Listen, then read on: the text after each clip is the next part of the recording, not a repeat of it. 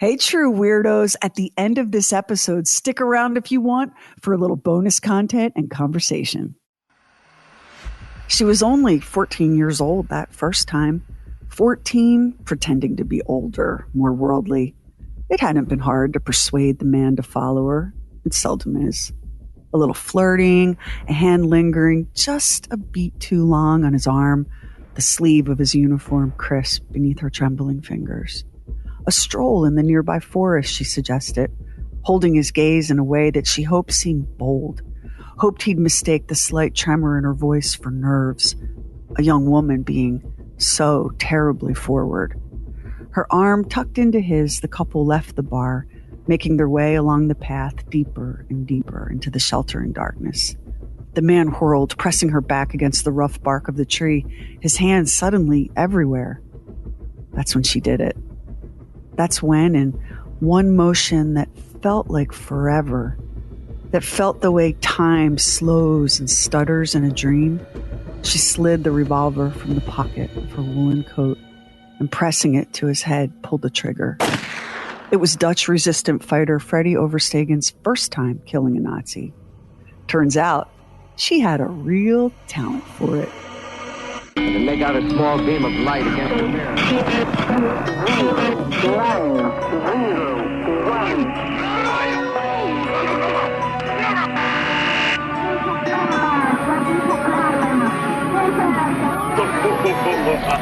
True weird stuff. Freddie Oversteegen was born in 1925 in the Dutch city Haarlem. It's an ancient place. The first mentions of Haarlem appear in writings dating back to the 10th century. Residents of Haarlem were used to being under siege. First, from nature, the city occupies a narrow strip of land between the turbulent North Sea and the River I and the Haarlem Lake. Tough spot for flood risk, but location when it came to trading. Unfortunately, being a hot spot for trading almost always means being a target for attack. It took only one good siege in the year 1270 for the city to throw up an impressive defensive wall, one they improved and fortified over the centuries, eventually adding a canal more than 49 feet wide that encircled the entire city, which didn't stop Spain from laying siege to the place in the 16th century. It took the Spaniards 7 months to topple Haarlem, 7 months of the Dutch people resisting with everything they had. While it wasn't enough to save their city, it bought their country enough time to arm up and prepare for war. A war known as the 80 Years' War, a war the Dutch won, marking the beginning of the end of the great Spanish Empire. If you're wondering why Spain had it in for the Dutch, it wasn't because they coveted all those tulips and Gouda. It was religion, like it almost always is. King Philip II of Spain wanted to persecute Protestants, and the Dutch Protestants were like, that's going to have to be a no from us, King Philip. Yeah, of course, there were other factors at play and all the usual political maneuverings designed to keep the powerful in power, but the root of it was religious intolerance. That's why the 80 Years' War is sometimes called the Dutch Wars of Religion. All of this is to say that the people of Haarlem weren't a bunch of apple-cheeked softies clomping around in wooden shoes like some cartoon stereotype. They were tough. They were proud. They were fighters. And then came World War II. The Dutch had maintained a policy of neutrality for over 100 years when Germany took aim at the country in 1940. Germany's real goal was the conquering of France. It just worked out that occupying the Netherlands and Belgium was the most strategic way to accomplish that.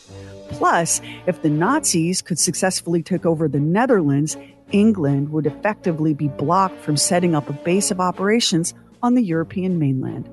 Strategy. And when you think of the bottomless amount of human ingenuity, energy, and blood that's gone into creating strategies for war and domination since the beginning of time. Anyway, the German military invaded the Netherlands on May 10, 1940. The Dutch government had declared martial law a month earlier, but urged its citizens to remain calm and go about their lives as normal, which they did because the war seemed so far away, as wars always do, until suddenly they're at your door.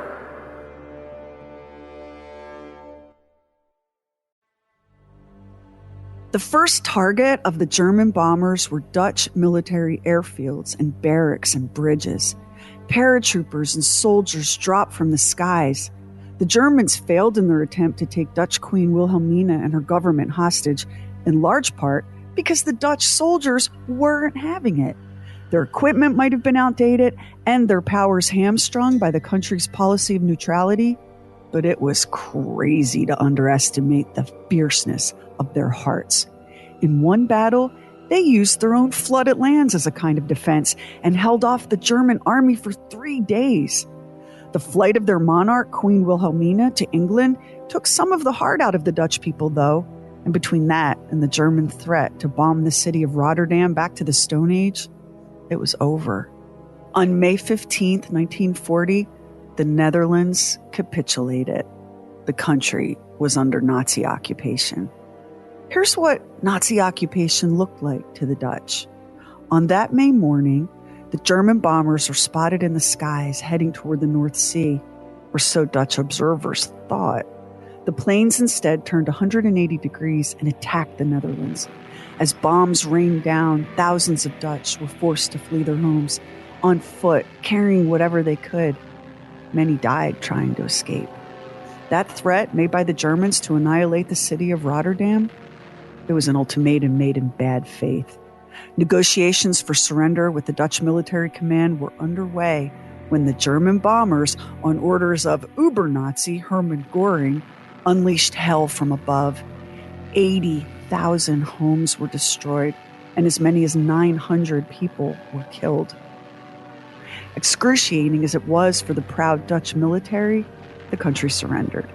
The Nazis installed a new government, one headed up by Reich Commissioner Arthur Seyss-Inquart.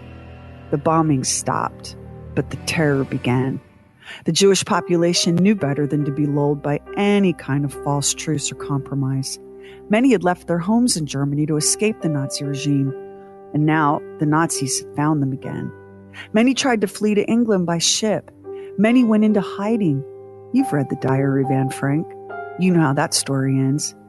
In the aftermath of the German invasion, hundreds and hundreds of Jews committed suicide. At first, life under occupation was tolerable for non-Jews. Hitler viewed the Dutch as fellow Aryans, brothers and sisters in the master race. And there were plenty of Dutch businesses that profited from selling and exporting goods to Germany. And at least in the beginning, Reich boss Arthur Seyss-Inquart played nice with the elites. The Germans called it the velvet glove approach. So what if the common Dutch man and woman were appalled at how their political parties were abruptly outlawed, how their houses of worship were abruptly Nazified? The fat cats were still fat and being very well fed by their German overlords. So screw the little people, right? Isn't that the way it so often goes? But as the war raged on, Hitler demanded more and more from the occupied territories. Dutch resources were strained to the breaking point. By June 1944, the Dutch were starving.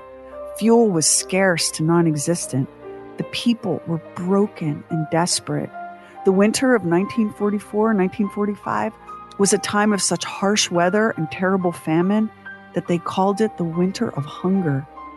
The real horror, though, was the rounding up of thousands and thousands of Jewish people, all deported to Nazi concentration camps. More than 100,000 Jews were deported from the Netherlands alone. It needs to be said that unlike Belgium and France, also under Nazi control, only in the Netherlands were there public protests against the persecution of the Jews. But the Nazis swiftly clamped down on that opposition. With every month came new restrictions, new regulations, new actions taken against the Jewish people. In the Netherlands, the Germans had complete control, something that wasn't true in Belgium and France. And what did they do with that complete control? They used it to deceive and deflect, effectively obscuring the true nature of those deportations. Nazi mastermind and soulless skin suit Adolf Eichmann could not possibly have been more pleased with the results. Bolton and Anbang, das man sagen kann, es war on Pratt. Translation? In the beginning, you could say, as the trains from Netherlands were really rolling. It was quite wonderful.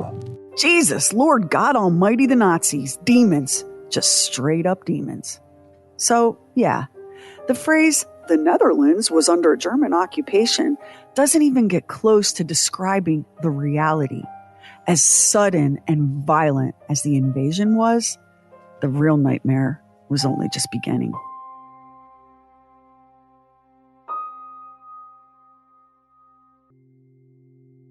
Freddie Oversteegen was 14. Her sister Truus was 16 when the Germans invaded.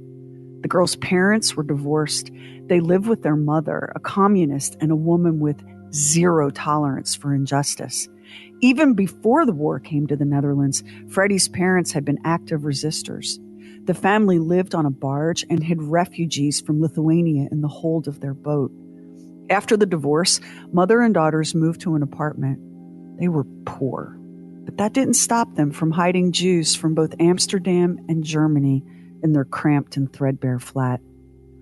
2 years before her death, Freddie described the terror of witnessing people being taken from their homes. The Germans were banging on doors with the butts of their rifles that made so much infernal noise. You'd hear it in the entire neighborhood, and they would always yell. It was very frightening. Very frightening. But it wasn't enough to stop Freddie and her sister Truus from helping their mother pass out anti-Nazi pamphlets on the streets. The German army had plastered the streets of Haarlem with posters calling for Dutchmen to go to work in Germany. The sisters defaced these posters, covering them with warnings like, "Don't go to Germany. For every Dutchman working in Germany, a German man will go to the front." Talk about courage. And their bravery didn't go unnoticed. It wasn't long before there was a knock on their door. But it wasn't the Nazis. It was a commander with the Haarlem Council of Resistance. He had a question for Freddie and Truus' mother.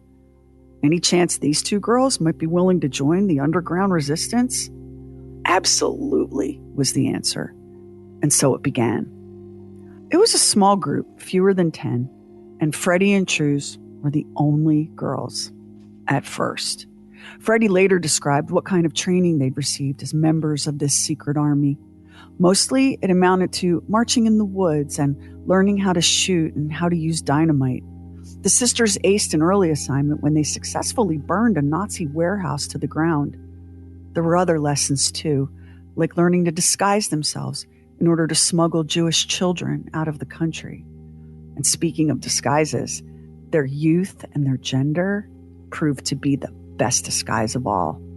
Wearing her long dark hair in braids, Freddie looked much younger than she was. Barreling down the streets of Haarlem on her bicycle, braids bouncing, Freddie rarely earned more than a passing glance from Nazi soldiers or officials. To them, she was just one more Dutch child, hardly worth their attention.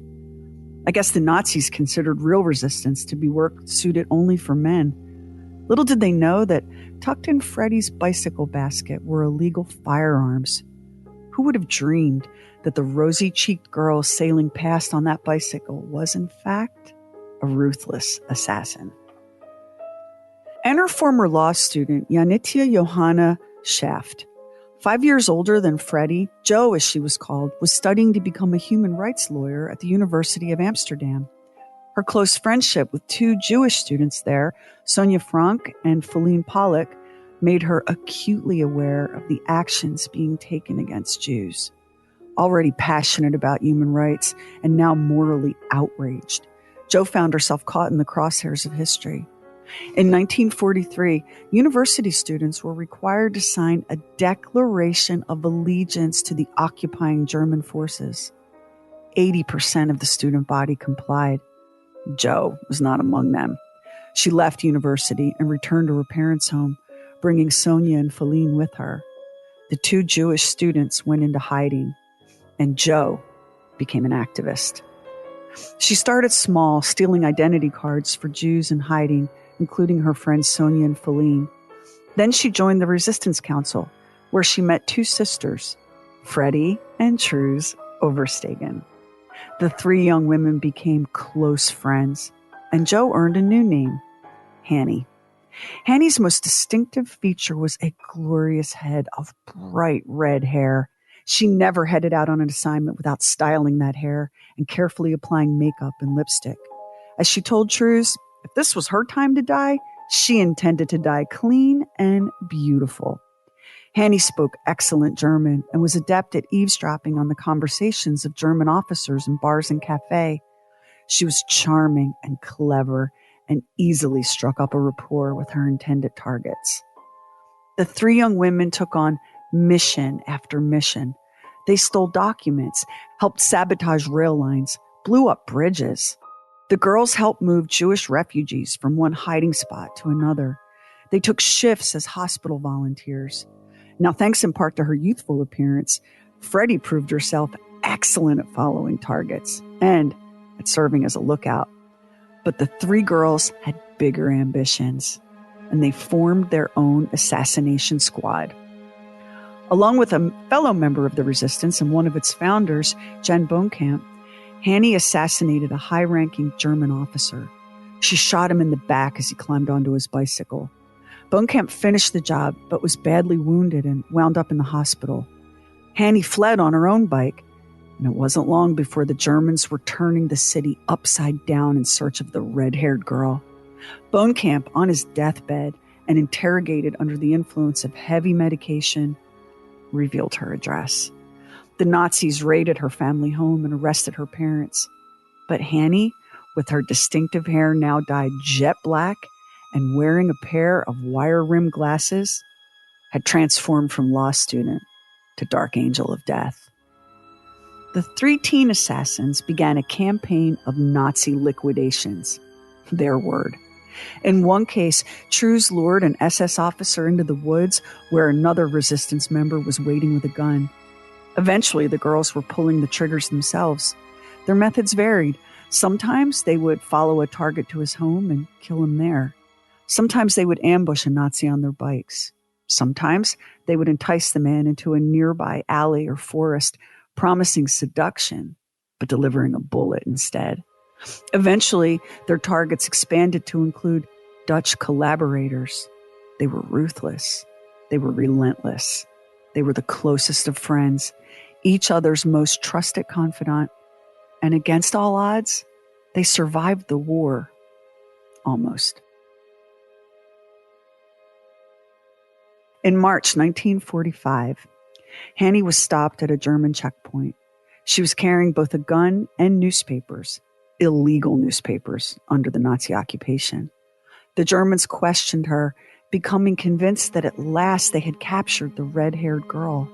They arrested her, forced her to wash her hair over and over, revealing the black dye they'd suspected.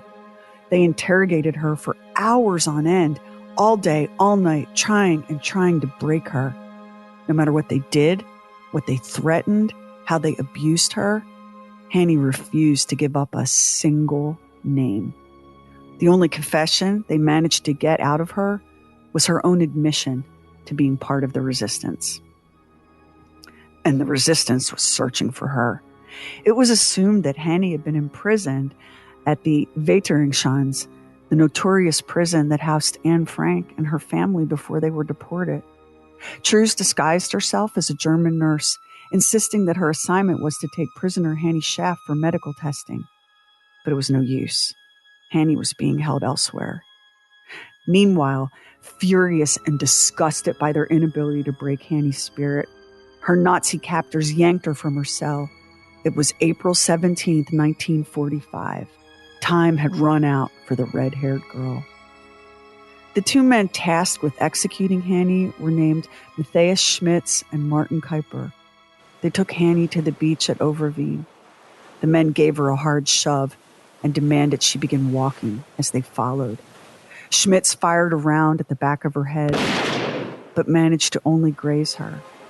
Allegedly, she said with great defiance and contempt, "I shoot better." Kuiper later reported that the shot from Schmitz took him by surprise and that Hannie screamed in pain. Kuiper said that he fired a burst from his submachine gun at her, that at least one round struck her in the head, killing her instantly. They flung her body into a mass grave, one already filled with the 421 corpses of other souls murdered by the Nazis. And when that mass grave was excavated after liberation in May 1945, hers was the only female body found. Freddie and Truus had survived the war somehow, but the loss of Hannie Schaft was almost more than the sisters could bear. Freddie was inconsolable. She and Hannie had the kind of friendship you'd call soulmates. Freddie could not understand why, at the end of the war, the Nazis had so brutally, so unnecessarily killed Hannie.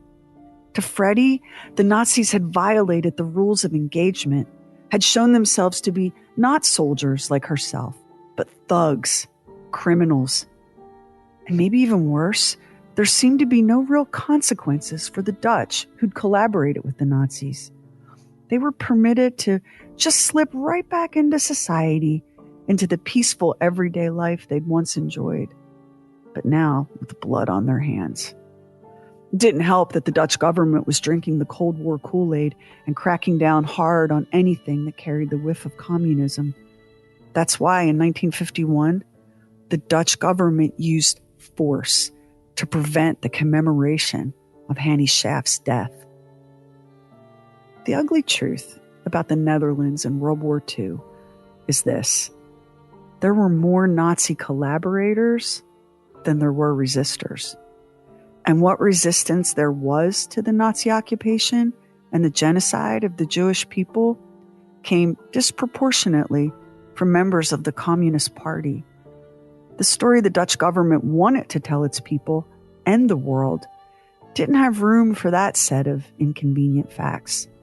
So when the people gathered in May 1951 to mark the deeds and the death of resistance fighter Hannie Schaft, the government sent in the police and the army and 4 armored vehicles equipped with machine guns.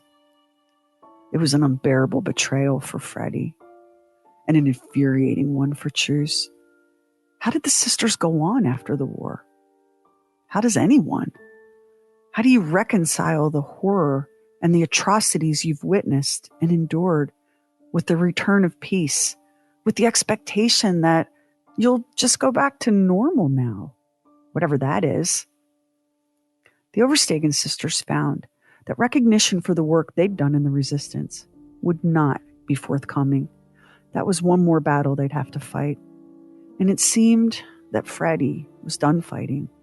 She slid into a private life post-war.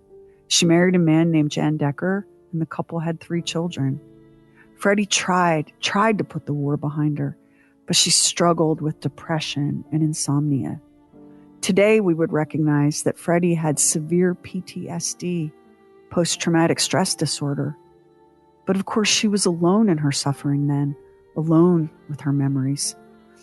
Sometimes she would lie awake in her bed, reciting words to the battle song that was her and her sister's anthem.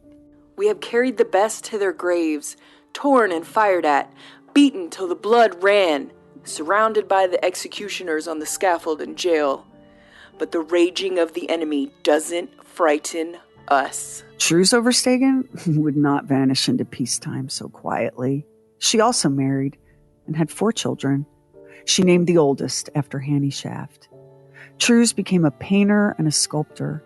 She spoke at schools and universities about anti-Semitism, about the war, and about the dangers of indifference and apathy in the face of fascism and brute evil. Truus and Freddie together founded the National Hannie Schaft Foundation, devoted to raising awareness of both racism and the dangers of extremism. It's very much still in operation today. In May 1967, Truus was recognized by Yad Vashem, Israel's official memorial to victims of the Holocaust. She was recognized as righteous among the nations. It's an honor given to a non-Jewish person who, out of pure altruism and at great risk, helped save Jews from Nazi extermination during the Holocaust. It's the one honor Truus and her sister didn't share. Freddie's name is not listed among the 5,982 people recognized by Yad Vashem. It should be. In 1982, Truus published a book called Not Then, Not Now, Not Ever. She wrote about her experiences in the war, about being in the resistance with her sister Freddie and their friend Hannie Schaft. She wrote about stalking and killing an SS officer. She wrote about trying to lead a group of Jewish children to safety and how she failed utterly at that mission. She wrote with great honesty and didn't spare the reader either the truth of her actions nor some of her most painful regrets. Though both Oversteegen sisters acknowledged the often violent part they played in the Dutch resistance, they refused to speak of how many had died at their hands. One should not ask any soldier any of that. We had to do it. It was a necessary evil, killing those who betrayed the good people. Many years later, in a conversation with Sophie Poldermans, the author of the book Seducing and Killing Nazis, Truus said this. While I was biking, I saw Germans picking up innocent people from the streets, putting them against a wall and shooting them. I was forced to watch, which aroused such an enormous anger in me, such a disgust, a feeling of dirty bastards. You can have any political conviction or be totally against war, but at that moment, you are just a human being confronted with something very cruel. Shooting innocent people is murder. If you experience something like this, you'll find it justified to act against it. Once, I was confronted with an SS soldier, a Dutch SS soldier even, who was killing a small baby by hitting it against a wall. He grabbed the baby and hit it against the wall. The father and sister had to watch. They were obviously hysterical. The child was dead. I shot that guy, right there and then. That wasn't an assignment, but I don't regret it.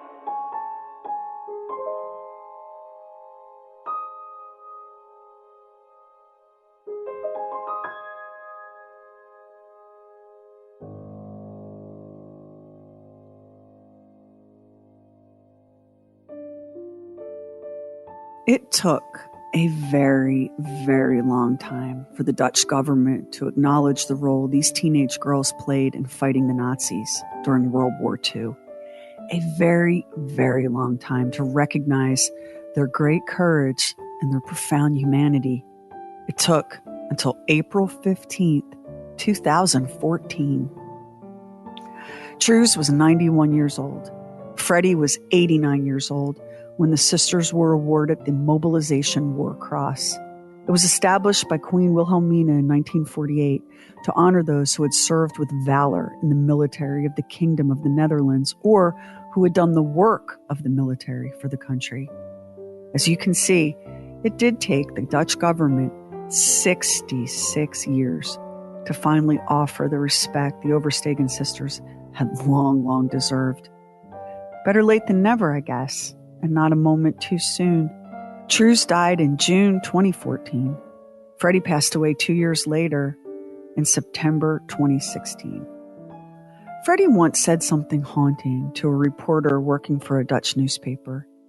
Maybe only another soldier can truly understand her words. A soldier who has seen combat, who knows from painful experience that war, real war, bears no resemblance to any movie or video game. Freddie had no illusions about the Nazis and no illusions about herself. She did what had to be done, but took no pleasure in it. No false bravado, no chest thumping. At 14 years old, Freddie chose a side. She chose to risk her own life in the hopes of saving another. She chose to fight the darkness, and against all imaginable odds, somehow managed to hold on to that one most precious thing, her humanity. I've shot a gun myself, and I've seen them fall. And what is inside us at such a moment? You want to help them get up.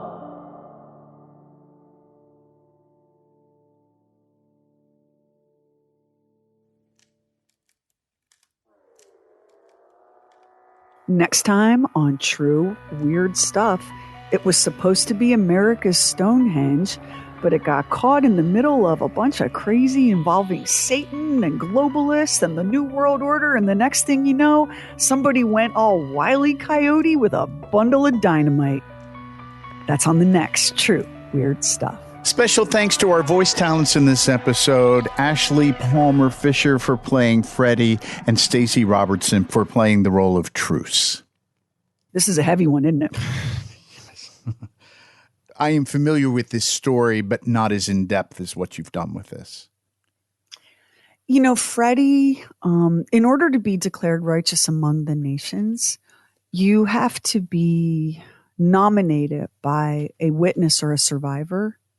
And if you think about it, Freddie disappeared into private life as soon as the World War II ended, and was not a big public outspoken figure like her sister Truus. And so there was no one to nominate or corroborate her heroism and her humanity during the Holocaust. So she's not listed as righteous among nations. And I don't know if it's too late for that. I mean, perhaps there are surviving documents that could be used to submit her, but it just feels to me like a continuation of the injustice that Freddie is kind of swept aside like that. And it's a small thing, and it's her actions that matter, not any recognition, right?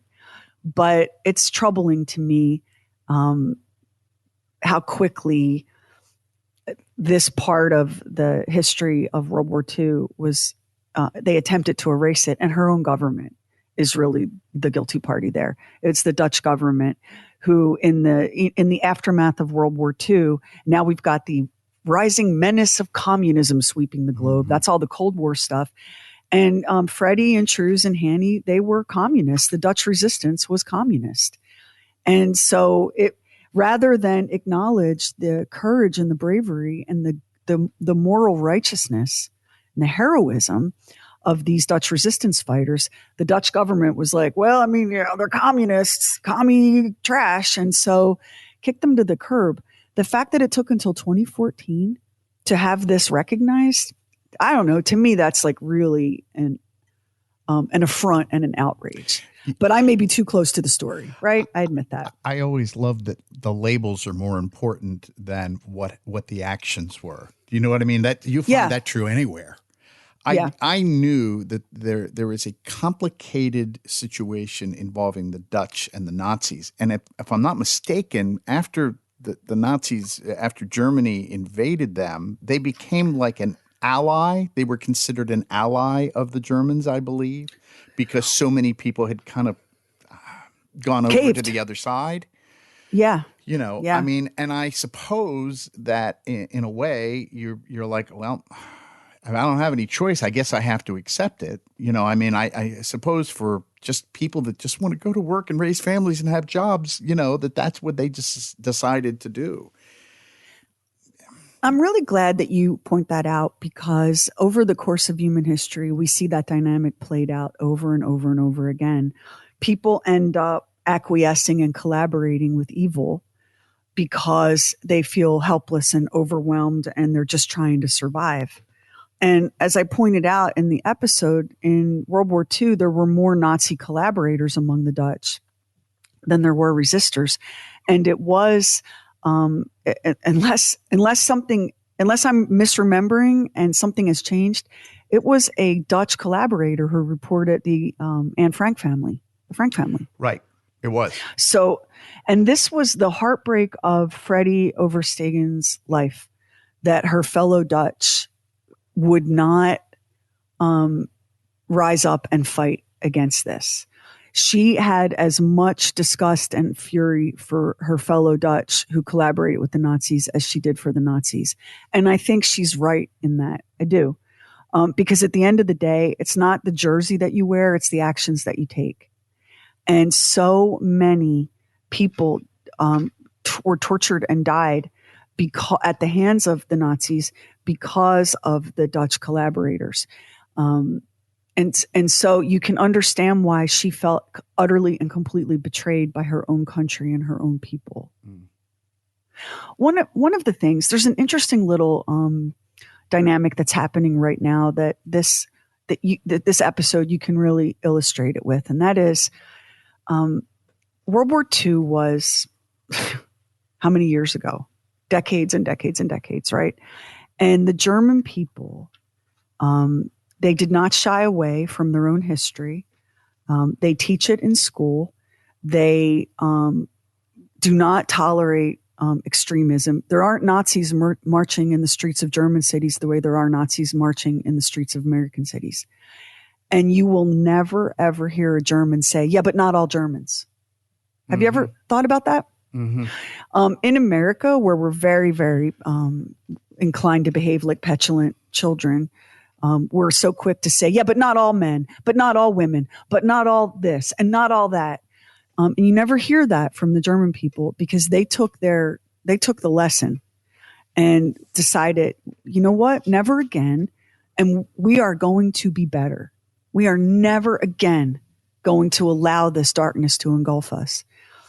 And that's what happens when you look at the facts squarely in the eye and you don't flinch from your own culpability and accountability.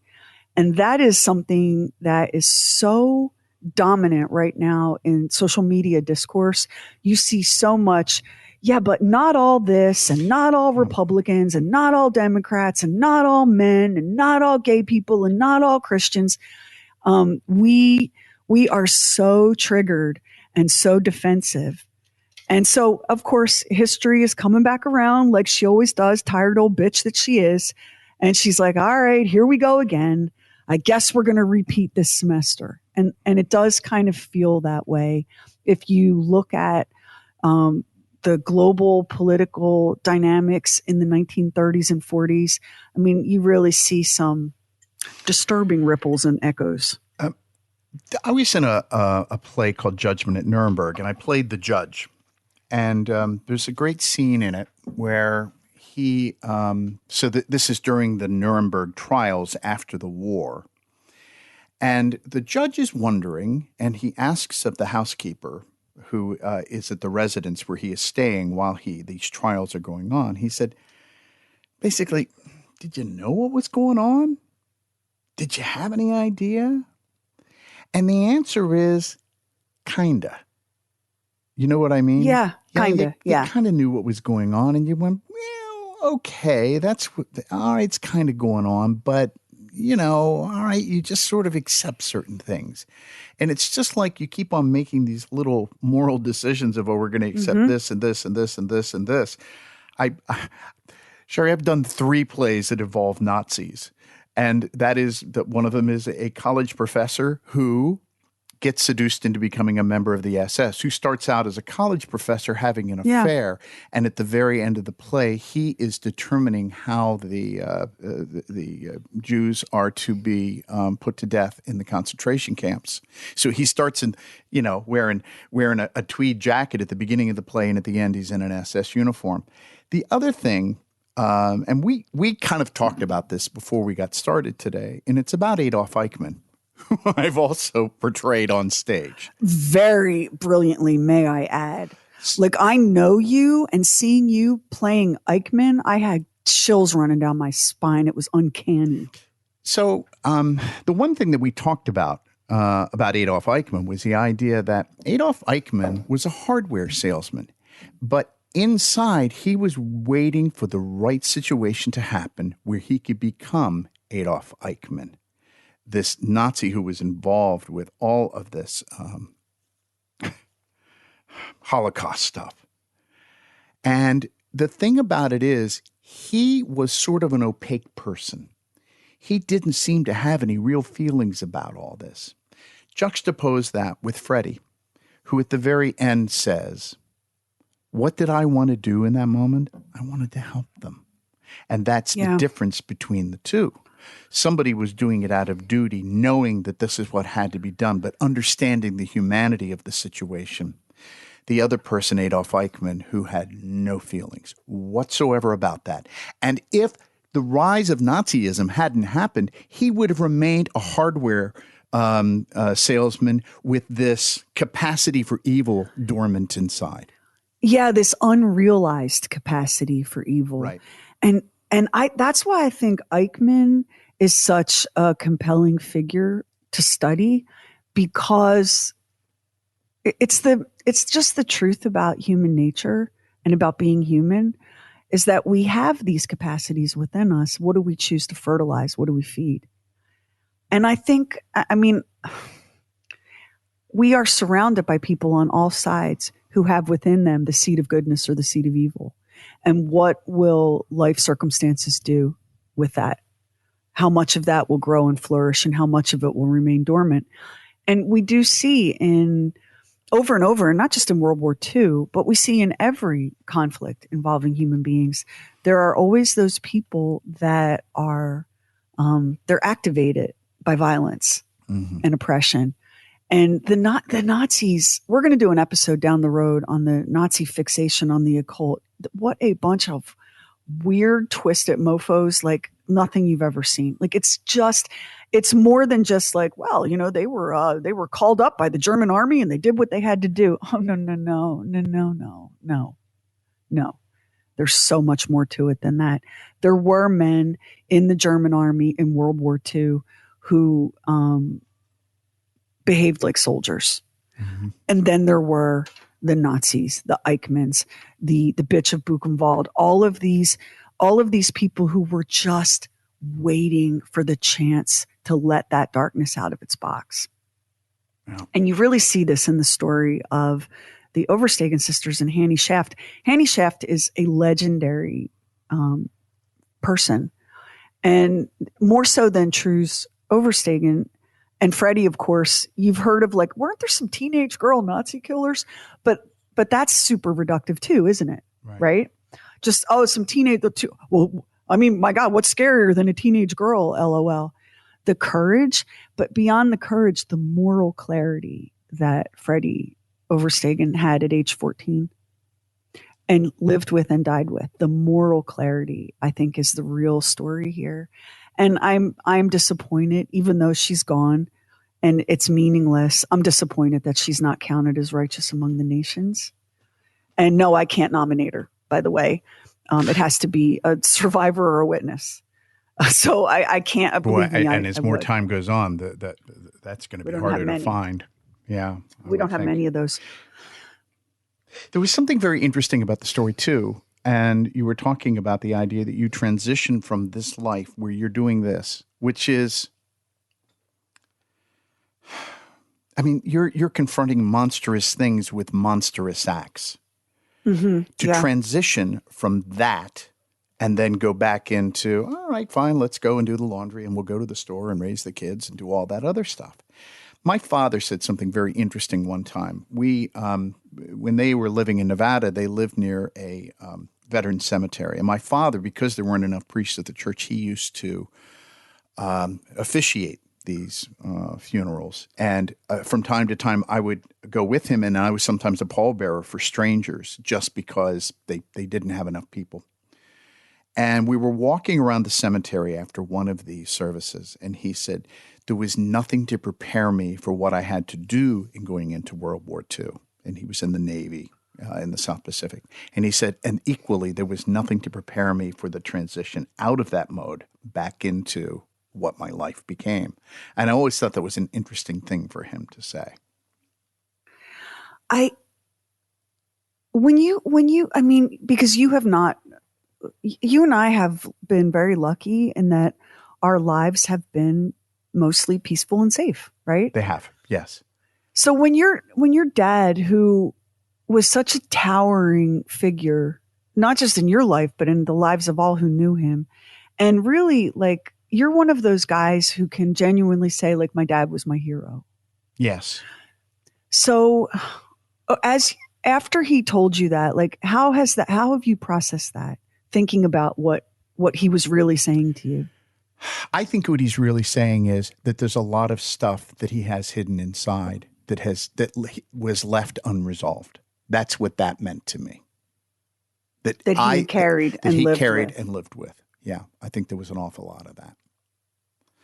And you have to wonder, I think a lot about like veterans who served in the Vietnam War, how they came home and were just like erased and shoved to the side, and had to carry so much trauma inside themselves while also being viewed as they were somehow the bad guys in all of that. And I think about how corrosive to the soul and the human spirit that would be. And I think we've done a little better with subsequent generations. I hope we've done a little bit better. I don't know. I hope we have, but sometimes I wonder.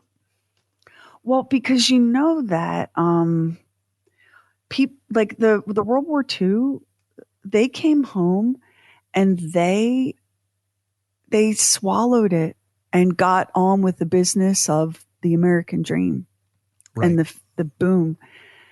And they like we have a good friend whose father served as a very, very young man. I mean, like barely 20 years old, and was a sergeant, and he was at the Battle of the Bulge. I mean, he was fighting the Nazis. He wasn't even like a fully grown adult, and he brought that home and he never spoke of it. Well, and I think but you see the way it shaped his life. Right.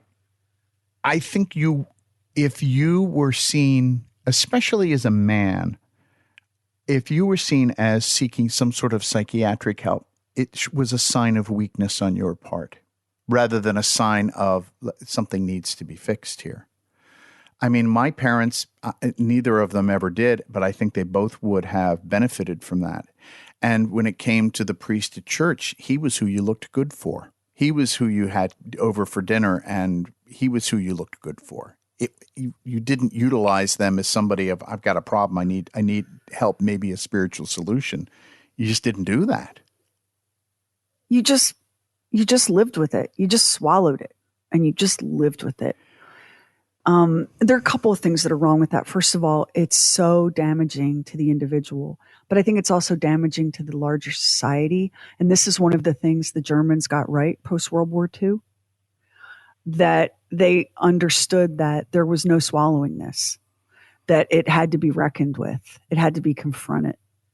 And that's one of the great mistakes that we make it in the micro level too. You know, we swallow conflict in relationships at home and at work, and you know, all of that, you swallow all of that, but it leaks out in a million different directions. And we're seeing that now. When I think about Freddie and Truus and Hannie. So Freddie was 14, Truus was 16, and Hannie was like 21 because she was in law school, right? When I think about what they did and what they had to do, and you know, you can make it a swashbuckling story, but the truth is they failed too. And when you read Truus's book, which is hard to find, by the way, it's in Dutch. And it's not on Amazon. You won't find it there. I mean, when she writes about how they failed leading this small group of Jewish children to safety, how they got caught, I want you to imagine living with that. Want you to imagine living with that, and the way she punished herself for that at 16 years old. That kind of courage. That kind of moral fortitude, to have that swept aside and forgotten, it hurts us all. Whether you're Dutch or not, it hurts us all as human beings. And then you think about Hannie Schaft. So there she is in law school, and here come the Nazis. And the only way you're allowed to stay in college is if you sign your allegiance to the Nazi party. And 8 out of 10 college students in the Netherlands did that. 8 out of 10. Because they didn't think for some of them, I guess they didn't think they had any choice. What's interesting about the end of her life is that she was killed in 1945, only a few months before the end of the war. So you would think at this point, the biggest thing that they would be concerned about would be fighting the war. But they were still carrying out these kinds of atrocities, even right up to the end. That's what was so hard for Freddie, because although Freddie was a 14-year-old girl who became a resistance fighter, 14 years old, no military training. She wasn't even in high school because, the country was under occupation and she's hiding in the woods. 14 years old, no formal military training.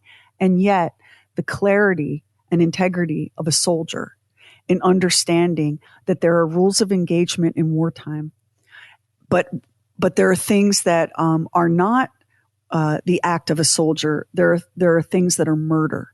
And what the Nazis did to Hannie Schaft was, in Freddie's view, murder, not the act of an enemy combatant in wartime. She was crystal clear about that. Right. It was unnecessary to kill her, and in the way that they killed her. It was flat out, cold-blooded murder. Because Freddie could, at 14 years old, 15 and 16 years old, as the war went on, as a young teenager, Freddie understood innately that where the lines were, where the boundaries were, and that the Nazis had crossed that line. And of course, as you saw at the end of the episode, which I did include that passage from Polderman's book, because I want people to hear an eyewitness account of the Nazis casually and brutally slaughtering a child on the city street in full view of everyone. I want you to know, if you're not like a super history buff and you don't really pay that much attention, and maybe you've seen Schindler's List and that's it, right? I want you to understand. I want you to understand what happened in this world just a handful of years ago, and how savage and psychotic and vile it was. And Truus saw that. She was, I think, 16 and a half when that happened. So I want you to imagine yourself at that age, or if you have kids, I want you to imagine your daughter at that age, or your son. She witnessed that in full view. There were people all over the street watching that Nazi slaughter that baby. And only she took action.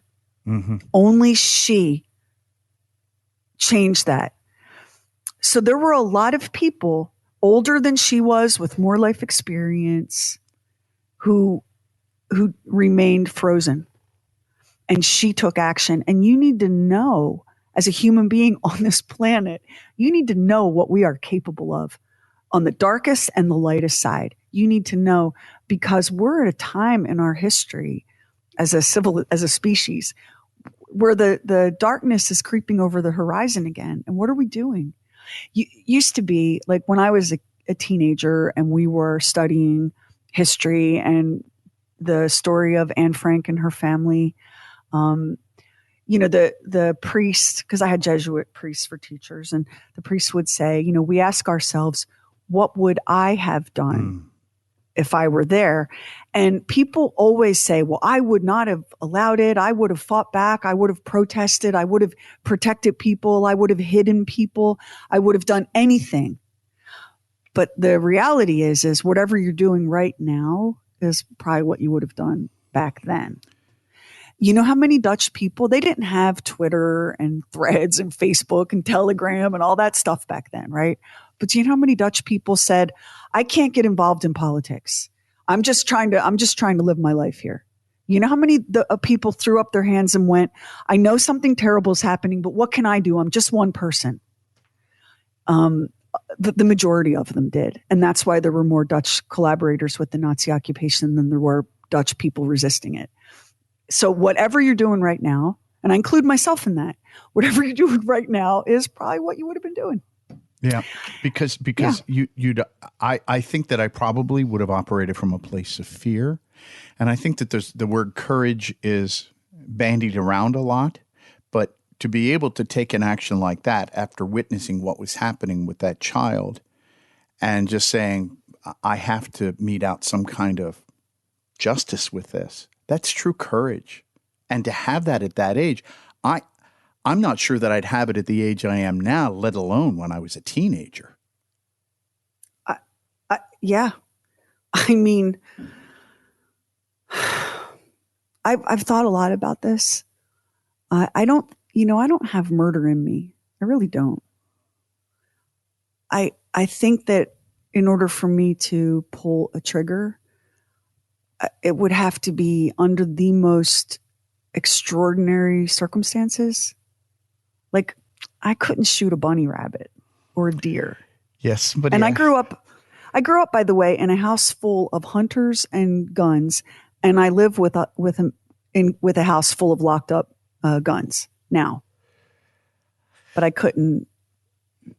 Somebody asked me about hunting the other day, and I said, I have no problem with hunting. I'm fine. If you want to go out and hunt, I have no problem. I understand that they need to do it, especially with the deer. And I have no problem with it if it's done legally. I just don't think that I can put a rifle up and hit an animal. I just can't do it. If you can, I don't have an opinion about that. Go ahead and do it. That's fine. But I know that I can't do that. I've had people ask me this too, because kind of have the image of being someone that would be like violently opposed to all that. I grew up in the wilderness, and my father had a hunting outfitting camp. Like, one of my favorite childhood pictures is me and my brother Mark before we moved out west, and there are 2 deer hanging from our backyard swing set so that my father could dress them out. And my brother and I are posing with the deer, and I'm holding on to one of their tails. Like, it's my favorite thing. I don't remember a time in my life where there weren't hunters and wild game in the freezer and guns in the house. And bow and arrow situations, whatever you call that, archery. I don't know what you call that kind of hunting, but yeah, I have no fight with that. No. I have no fight with that at all. I have no fight with a sport. My husband likes to shoot. What do you call the Frisbee things? Clays. Skeets, whatever you call them. Yeah. My husband's a sports shooter.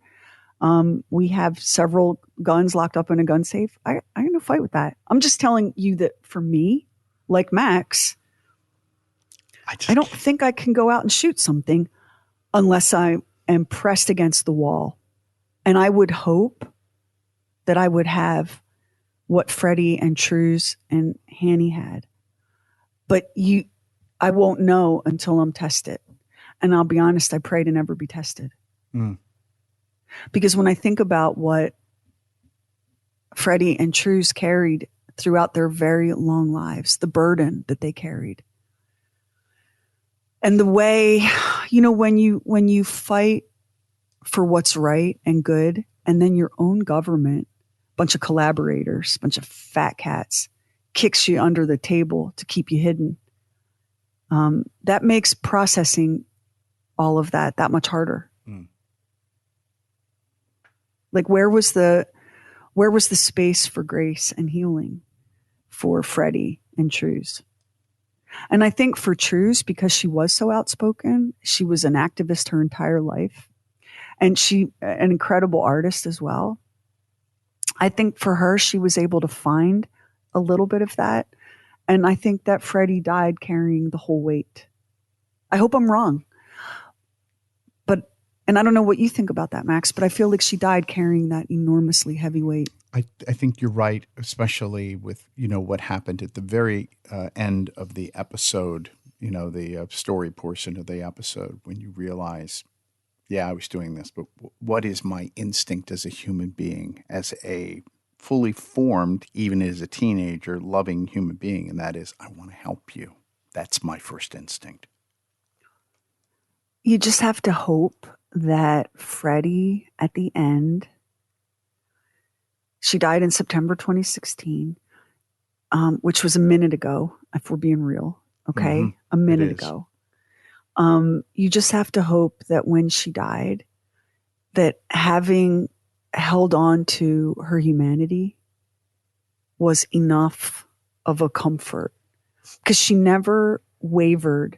She never wavered in her morality or her conviction, that no one had the right to do to the Jewish people what the Nazis did. No one had the right to rain that kind of terror down upon the world. And she was so clear about that right till her dying day. You have to hope that was enough for her so that she could leave this world with a teaspoonful of peace, because it's unbearable to think otherwise, and we need to, it's always too late. It's always what we say, oh my gosh, we need to do better. But it's always, in hindsight, it's always too late. Always. Sure. It just is. Sure, you would think after the atrocities came out about what happened in Nazi Germany at the end of World War II and what happened in the Nuremberg trials and everything else, you would think there would never be any circumstances under any condition that anybody would be yelling any kind of anything under a Nazi flag. And yet, I will say that it's one of the it's a shock, a heartbreak, and a complete betrayal to me when I turn on the news and I see Nazis marching on American city streets. That, well, first of all, I think a couple of things. Can I just be totally honest? Cone of safety. I think, what a pack of morons. Show me you've never read a book without showing me you've never read a book, right? Because I think that, I don't know what percentage, but I think that a fair amount of those clowns cosplaying as Nazis in the streets of American towns and cities just have no idea. They have no idea. They don't understand anything except their own internalized racism and bigotry. That they have a full handle on. They have swallowed that piece of bait, hook, line, and sinker, and they know that they fully despise people that aren't them. That they are clear and authentic about. But to have any knowledge of human history, of any knowledge of what happened in World War II, to put on that armband and to give that Heil Hitler salute is just the most devastating betrayal of the American experiment that I can imagine. And yet, because it's still America for another minute or two, because this is still America, we let those cosplaying clowns walk on our streets. Yep. That's what freedom looks like, and freedom is always messy. But here's the thing I want to speak directly to you, my little Nazi cosplay boys. Let me speak directly to you. The very freedom that you want to strip from others is the freedom that allows you to cosplay being a Nazi in Florida. Right? Yep.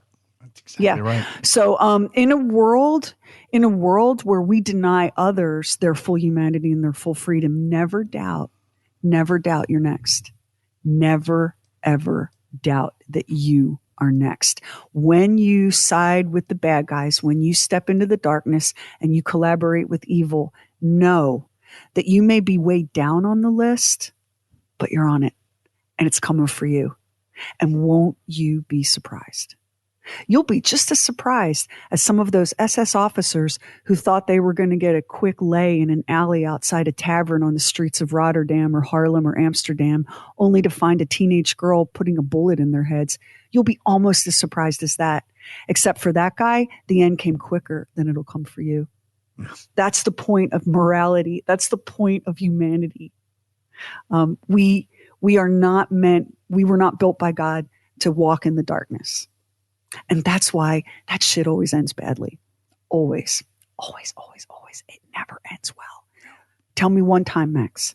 Tell me one time. Never. One time. Never. Yeah. I'll tell you what, you get a library card, but it's free. You can be surprised what you might learn about yourself and your fellow humans.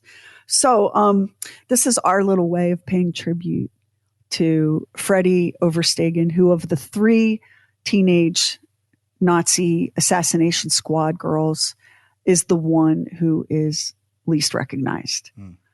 And she may not be yet declared righteous among nations, but Freddie Oversteegen is righteous among nations. And we thank you for listening to this episode of Amen. True Weird Stuff. This one was heavy. This one was hardcore, But on the next episode of True Weird Stuff, we're going to tell you a story that's going to make you go, wait, what? How did I not know about that? It's so nuts, Sherry, y'all. For me, that's about 75% of these episodes. So, Yeah.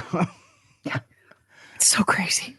It's so crazy. Humans are so much fun when we're being fun crazy as opposed to when we're being evil crazy. Yeah. Wouldn't it be better if we could all just go, you know what? I need to be nuts, but we could be nuts in a fun way and not nuts in like a murderous, genocidal way. Right.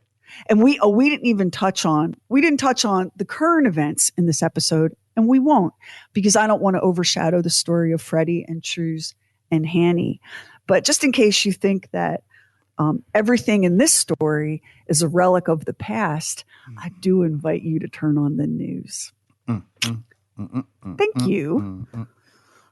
Thank you for listening to True Weird Stuff. And I promise we'll have an episode coming up that's basically like, food is delicious, am I right? To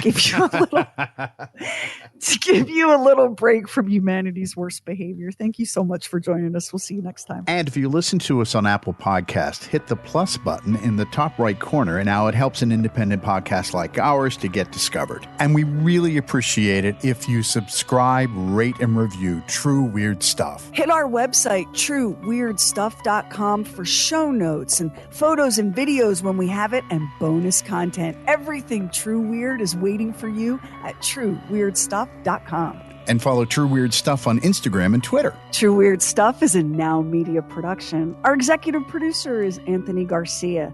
The show is written and hosted by me, Sherry Lynch, along with my deeply weird director, Max Sweeten. Our equally odd producer is Carrie Bowser. Additional production by the mysterious Stephen Call. Our digital witch and social media cult leader is Heather Furr. Original graphics by Kevin Nash. Original artworks by Olivia Axlin. True Weird original music composed and performed by Jack Griffin and Zane Nash.